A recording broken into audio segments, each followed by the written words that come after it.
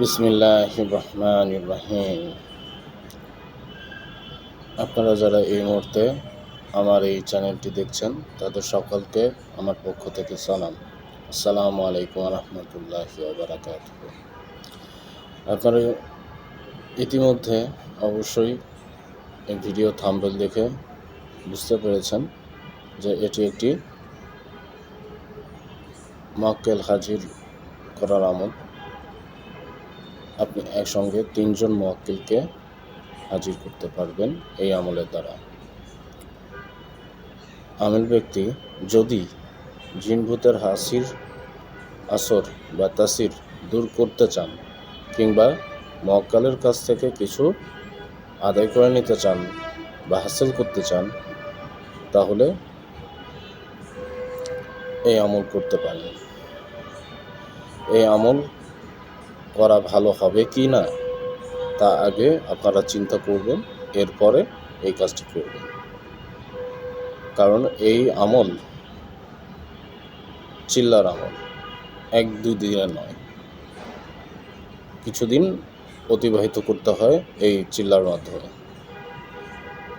আর এক চিল্লা সমান 40 দিন বা 41 দিন পর্যন্ত এই আমলটি করতে হয়। এই আমলটি শুধু করব চিন্তা করলে হবে না, এটি কিন্তু খুব বিপজ্জনক একটি কাজ এবং বিপজ্জনক একটি আমল। এই আমলটা যখন আপনি করবেন, অর্থাৎ আপনি যখন এই চিল্লাটা করবেন, তখন আপনার অনেক নিয়ম এবং পদ্ধতি এই আমলের জন্য রয়েছে, সেগুলো আপনারা পরিপূর্ণভাবে আপনাদের করতে হবে। এই জন্য যারা পুরোপুরি না বুঝবেন তারা ভুলেও এই কাজটিতে হাত দেবেন না। যদি হাত দেন, বিপদে পড়েন, যদি এই আমলের মাধ্যমে আপনি বিপদে পড়েন, তবে আপনার মাথা খারাপ হয়ে যেতে পারে, আপনি পাগল হয়ে যেতে পারেন, এমনকি যে কোনো সময় আপনি আপনার জীবনও হারিয়ে ফেলতে পারেন। সুতরাং এই রকম ঝুঁকিপূর্ণ আমল না করাই উত্তম। তারপরও যেহেতু আপনাদের জন্য এই আমলটা আমি উপস্থাপন করছি, আপনাদের কাছে তুলে ধরছি, আপনারা যদি এই কাজটা করতে চান তাহলে অবশ্যই তার জন্য অনুমতি নিতে হবে আমার কাছ থেকে। আপনারা যারা অনুমতি চাইছেন তারা আপনার বাবা মার নাম সহ একটি নাম আমার এই কমেন্ট বক্সে লিখে যাবেন। সেটি হচ্ছে, আপনি কমেন্টে অবশ্যই লিখবেন লা ইলাহা ইল্লাল্লাহু মুহাম্মাদুর রাসূলুল্লাহ সাল্লাল্লাহু আলাইহি ওয়াসাল্লাম, কালিমা তাইয়্যিবা। এরপর আপনি আপনার নাম লিখবেন, আপনার বাবা মার নাম লিখবেন। কারণ এই আমলটা করা যতটা জরুরি, আমলের ওস্তাদের কাছ থেকে আপনার আমল সম্পূর্ণভাবে বুঝে নেওয়াও তেমন জরুরি, এবং ওস্তাদের কাছ থেকে আপনার অনুমতি যেমন নেবেন সেই রকমভাবে দোয়াটাও অত্যন্ত জরুরি। কারণ দোয়া ছাড়া কখনো আপনি আমলে কামিয়াবি হতে পারবেন না। আমলটি আপনি কিভাবে শুরু করবেন বা আমলটি আপনি কিভাবে করবেন তা আমি আপনাকে পুঙ্খানুপুঙ্খভাবে বুঝিয়ে বলছি। আপনারা অবশ্যই আমার এই ভিডিওটি পুরোপুরিভাবে দেখবেন, যেন আপনারা আমার কথা এবং আমি কি বলছি সেই আমলের নিয়মটি সম্পূর্ণভাবে যেন আপনারা বুঝতে পারেন। ইনশাল্লাহ আপনাদের অন্য কারোর কাছে যেতে হবে না।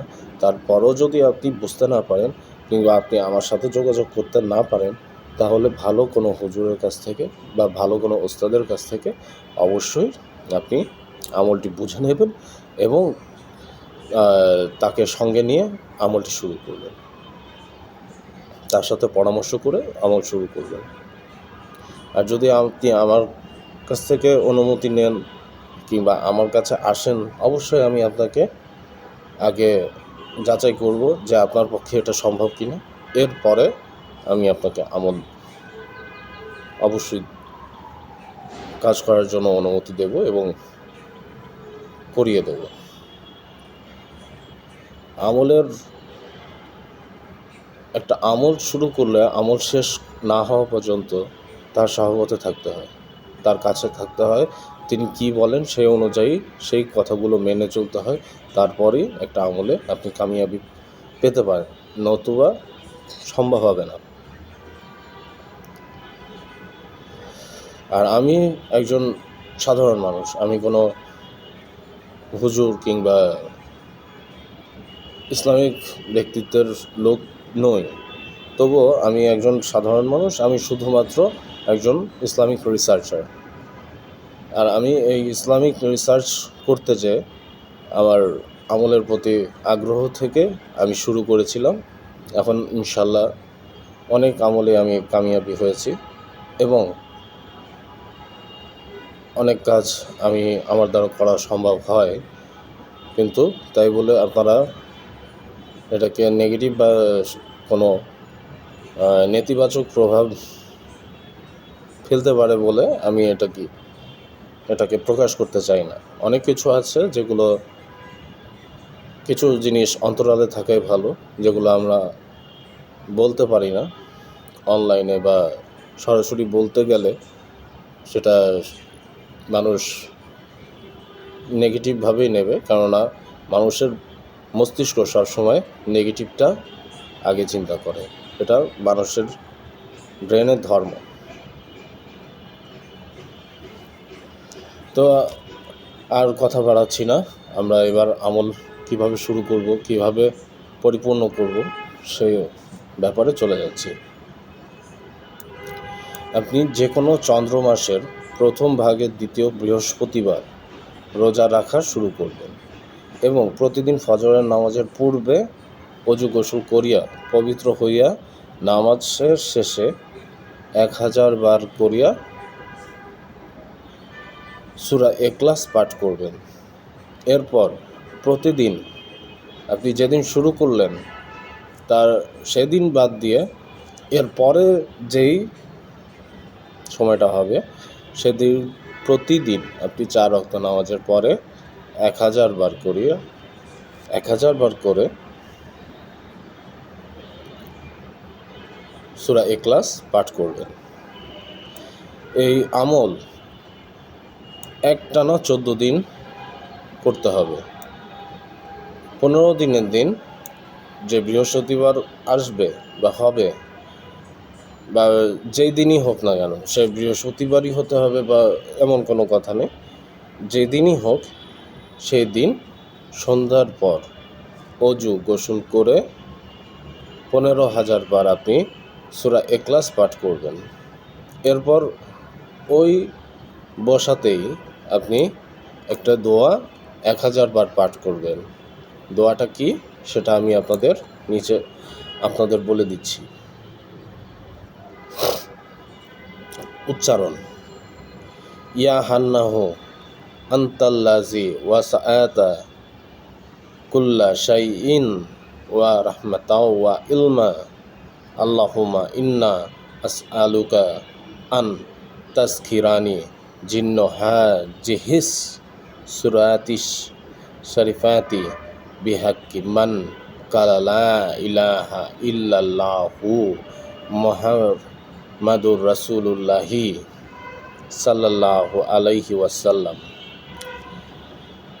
এই আমল ঠিকমতো আদায় করার পর আল্লাহর অশেষ রহমে তখনই ইনশাআল্লাহ 3 জন মুআক্কেল গায়েব হইতে আপনার সামনে উপস্থিত হবে। তারা যে কোনোভাবে উপস্থিত হতে পারে, হুঙ্কার ছেড়ে আসতে পারে, বা হঠাৎ করে খুব মিষ্টি ঘ্রাণের সহিত চলে আসতে পারে, কিংবা অন্য কোনো অবয়বে আসতে পারে, আবার মানুষের সুরতেও আসতে পারে।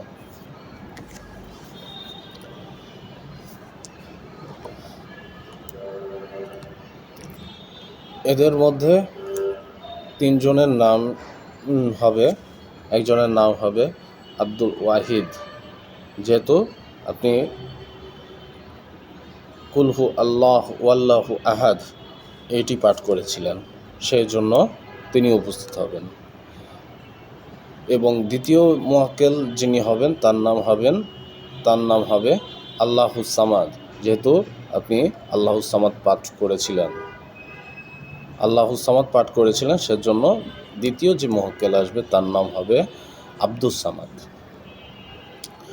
আর তৃতীয় যে মুওয়াক্কেল আসবেন তার নাম হবে আব্দুল আহাদ, যেহেতু আপনি কুফওয়ান আহাদ পাঠ করেছিলেন সেজন্য তিনি উপস্থিত হবেন।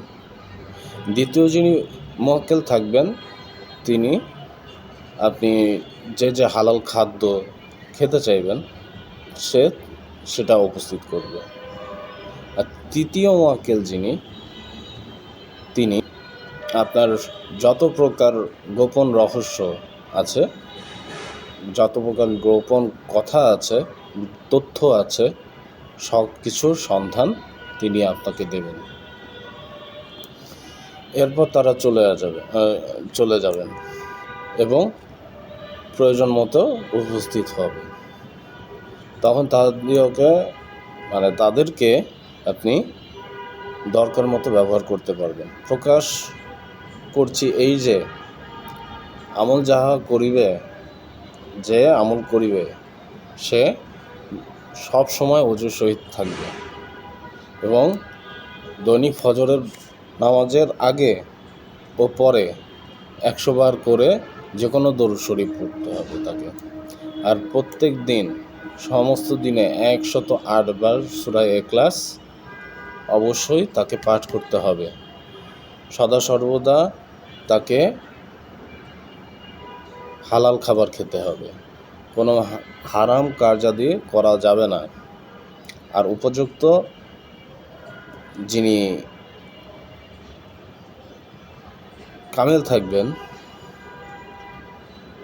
কামেল উস্তাদ থাকবেন তার সাথে অবশ্যই পরামর্শ করতে হবে, নতুবা এই আমল কোনো কাজে আসবে না।